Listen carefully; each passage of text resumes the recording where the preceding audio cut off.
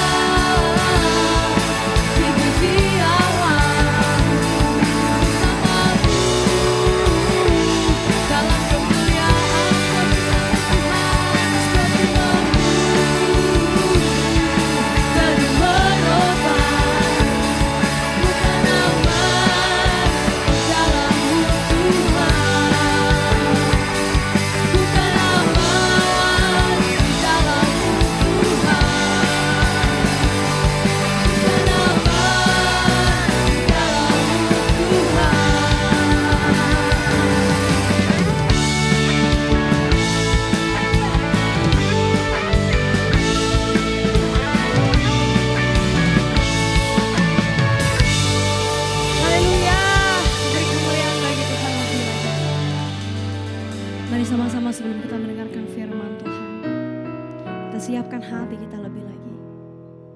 Kami percaya Engkau Allah kami yang begitu baik dan sangat baik buat kami Tuhan.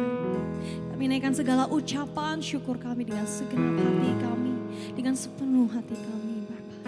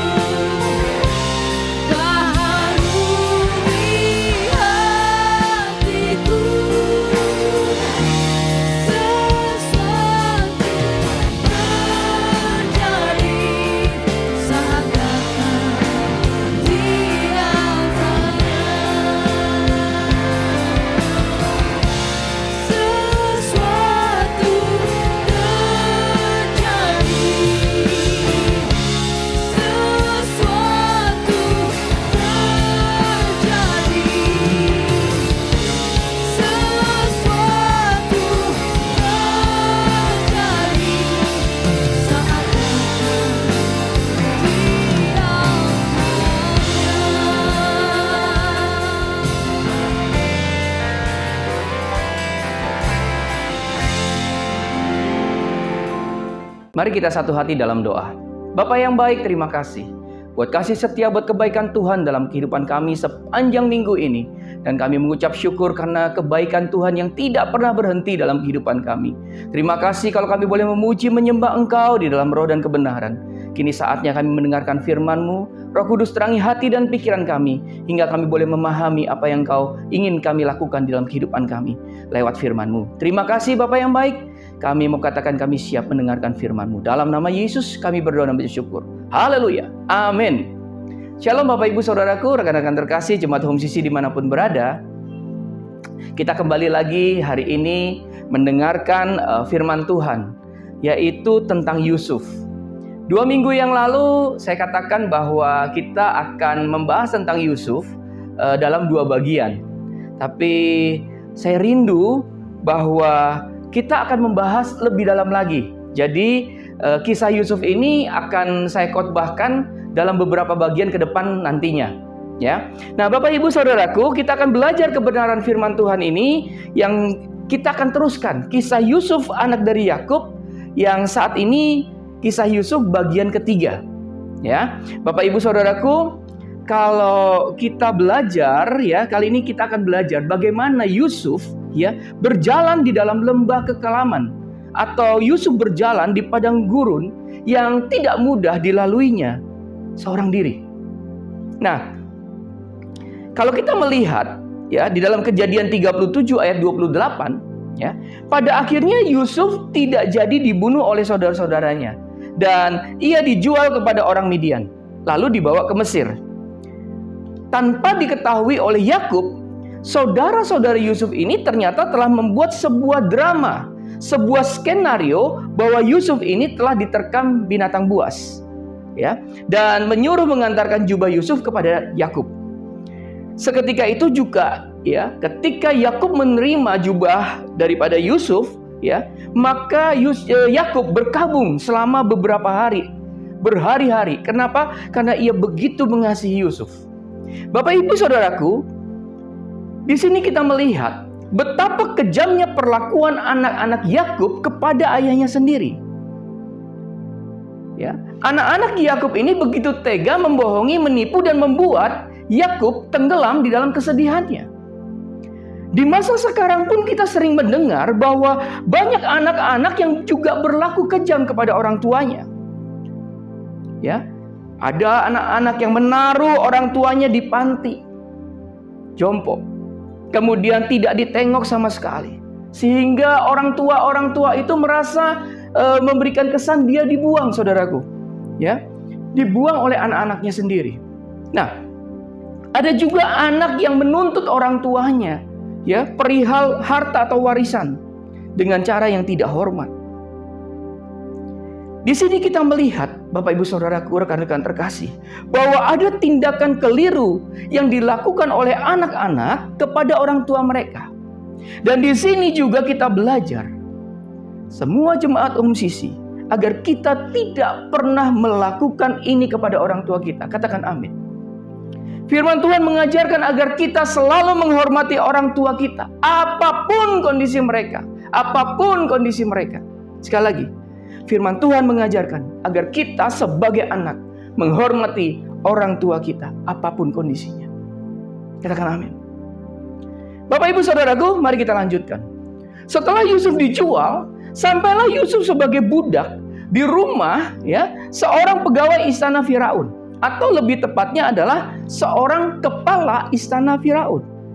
Di sini kita melihat bahwa Yusuf yang tadinya seorang anak dari Yakub, ya, yang kaya raya, kini menjadi seorang budak di rumah Potifar di Mesir. Di zaman itu, di masa itu, budak itu tidak lagi memiliki kebebasan, Bapak Ibu Saudaraku. Budak itu tidak memiliki harapan akan bisa menjadi orang bebas. Jadi kalau dia budak, ya budak aja udah. Ya, semua haknya sudah tidak ada karena dia sudah dibeli. Nah, sekali seorang budak menjadi budak, selamanya ia akan menjadi budak. Nah, seolah-olah namanya akan hilang, lenyap, dan tanpa ada seorang pun yang peduli kepada seorang budak. Bapak Ibu Saudaraku, kalau kita melihat di dalam Kejadian 39 ayat 1 sampai 2. Mari kita buka. Kejadian 39 ayat 1 sampai 2. Ya, saya bacakan. Ayat 1.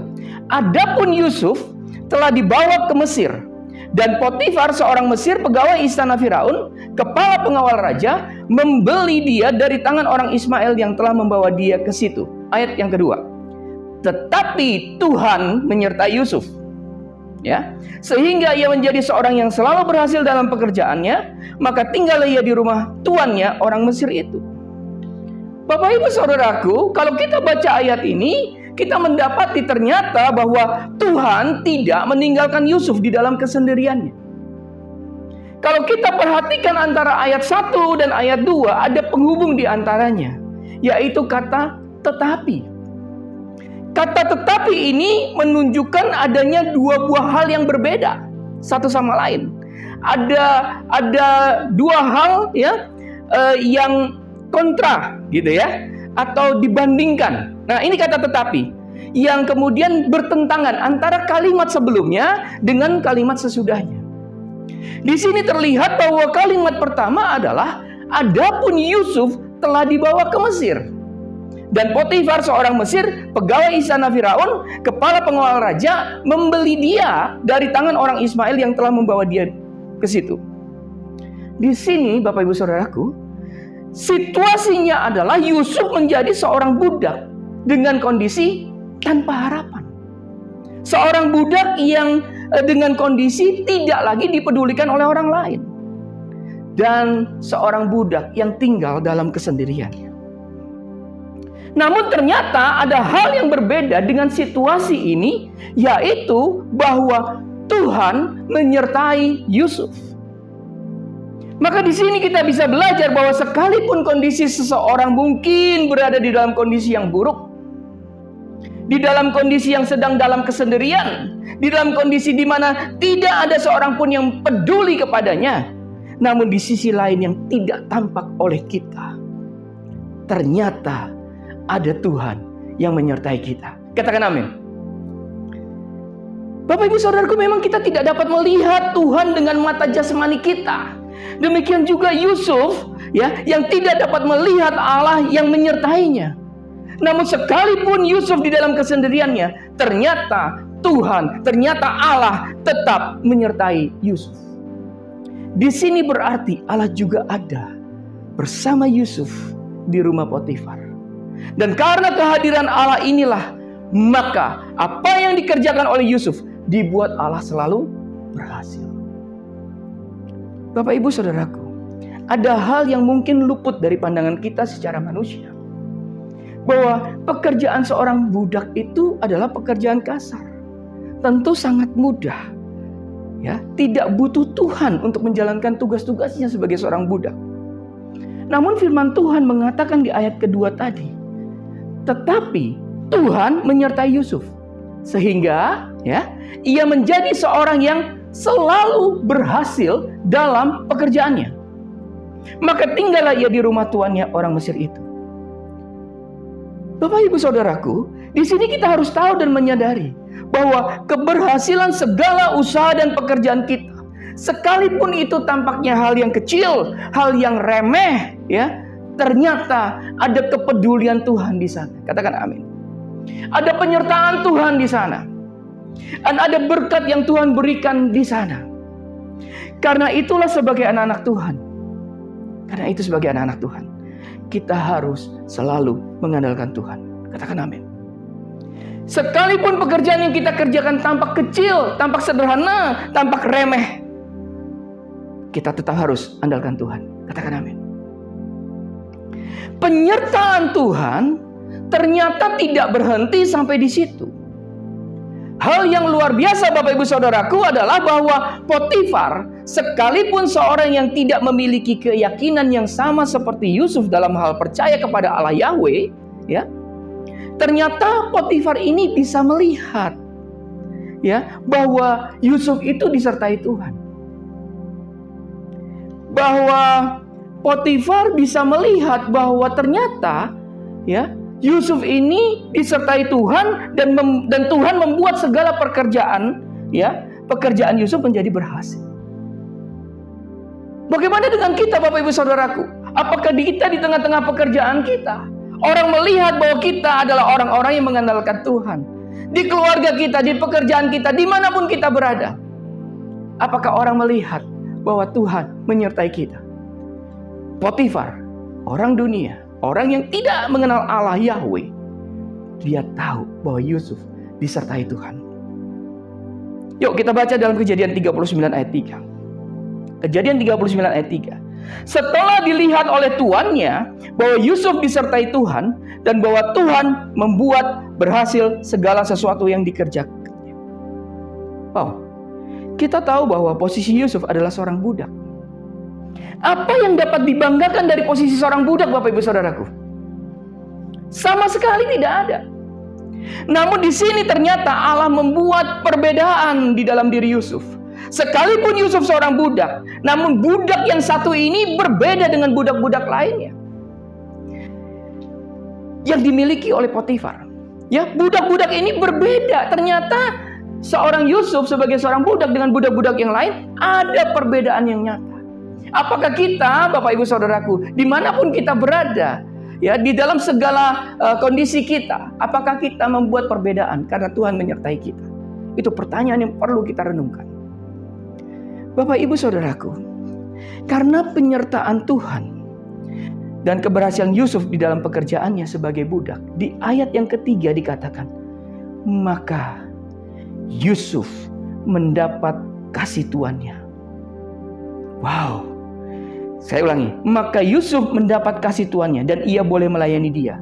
Kepada Yusuf diberikannya kuasa atas rumahnya dan segala miliknya diserahkannya pada kekuasaan Yusuf. Luar biasa. Luar biasa. Bapak Ibu Saudaraku, rekan-rekan terkasih jemaat Home Sisi dimanapun berada. Di sini kita melihat bahwa penyertaan Tuhan ternyata dapat membuat segala sesuatu menjadi berbeda. Seorang budak yang tampak tidak berharga sekalipun ternyata menjadi begitu berharga bagi tuannya Potifar, seorang kepala istana Firaun. Hal yang sangat luar biasa bila Yusuf bisa mendapatkan perhatian dari Potifar, ya, yang seorang kepala istana Firaun. Padahal Bapak Ibu Saudaraku, tentu saja Potifar memiliki banyak budak dan juga sebagai kepala, ya, istana Firaun, dia juga punya kesibukan yang luar biasa. Kalau kita membayangkan seorang seperti Potifar yang pasti jarang berada di rumah, Bapak Ibu Saudaraku, ya, dan memiliki banyak budak. Namun bagaimana Potifar bisa sampai menaruh perhatian khusus kepada Yusuf? Bapak Ibu Saudaraku, ini merupakan sesuatu yang istimewa. Ini sesuatu yang di luar kewajaran. Ini sesuatu yang luar biasa. Kata kuncinya satu, karena Tuhan menyertai Yusuf. Katakan amin. Bapak Ibu Saudaraku, maka di sini kita belajar bahwa sekalipun seorang budak, Yusuf bisa mendapatkan perhatian dari tuannya karena ada penyertaan Tuhan yang bersamanya.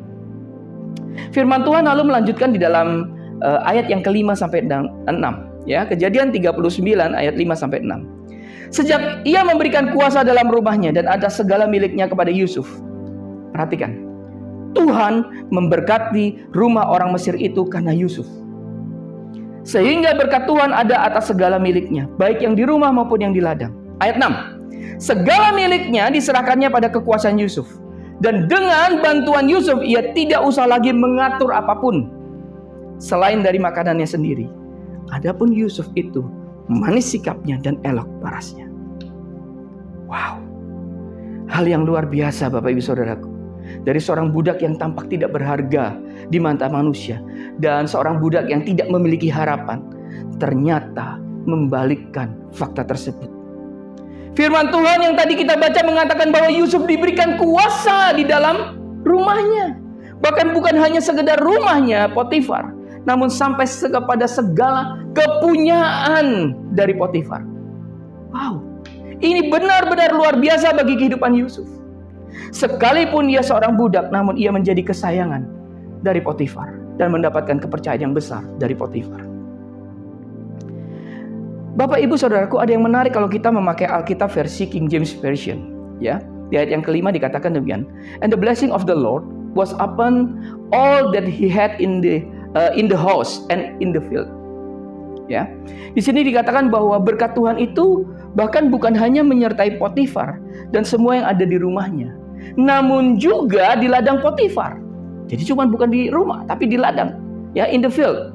Kita melihat bahwa kehidupan Yusuf sekalipun sebagai budak, namun memiliki berkat yang melimpah.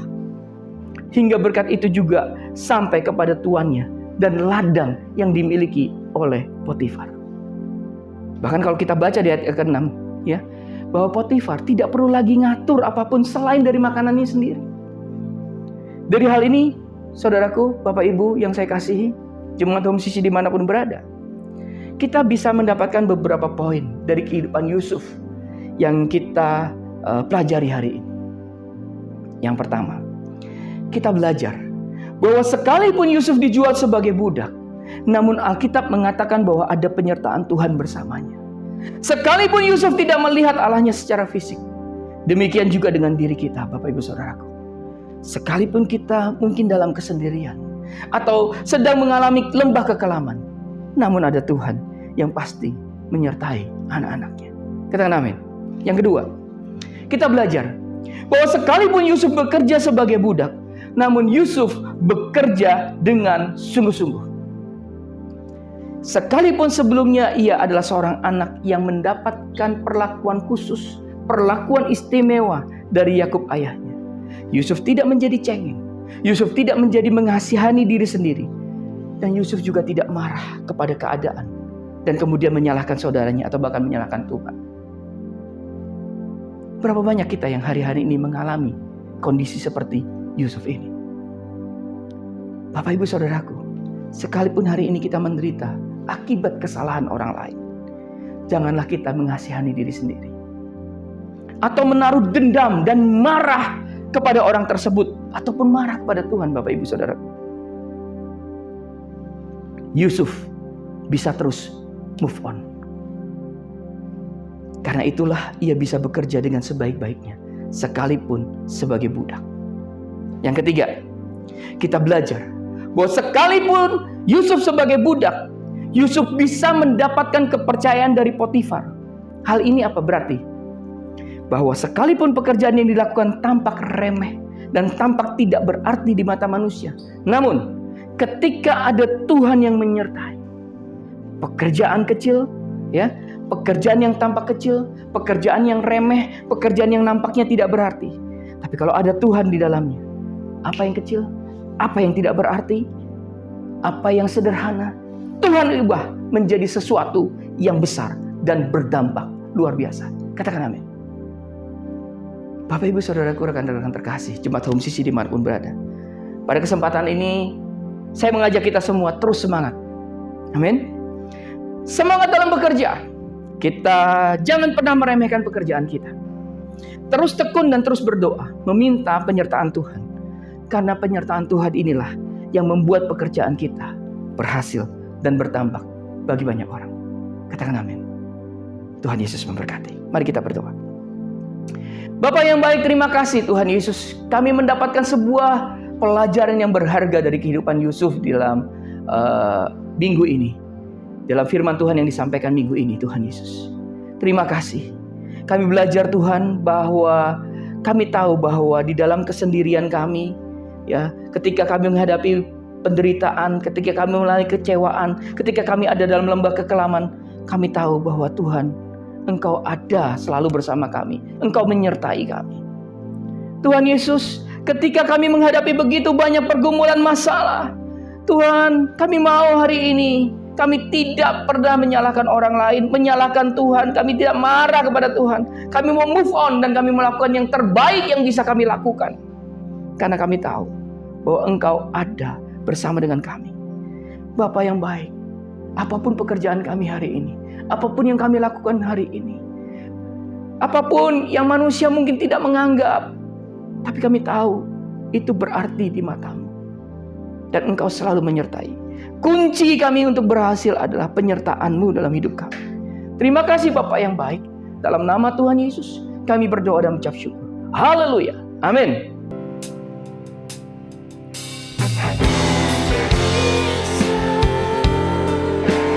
Jesus,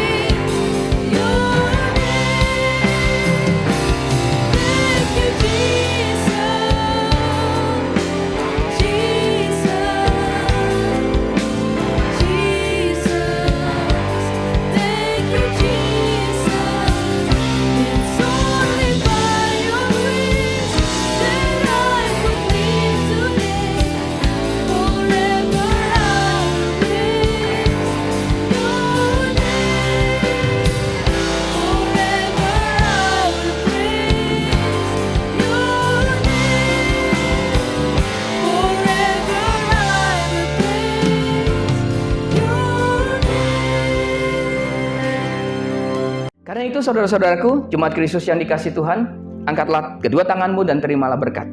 Mari aminkan setiap perkataan berkat yang kita percaya bahwa kita menerimanya. Tuhan memberkati engkau dan melindungi engkau. Tuhan menyinari engkau dengan wajahnya dan memberi engkau kasih karunia. Tuhan menghadapkan wajahnya kepadamu dan memberi engkau damai sejahtera. Kiranya kasih dan penyertaan Bapa di surga dan damai sejahtera dari Tuhan Yesus Kristus serta penghiburan dari Roh Kudus terus menyertai kita sampai Maranatha Tuhan Yesus datang kembali. Kita yang sudah menerima berkat Tuhan, mari kita sama-sama katakan amin.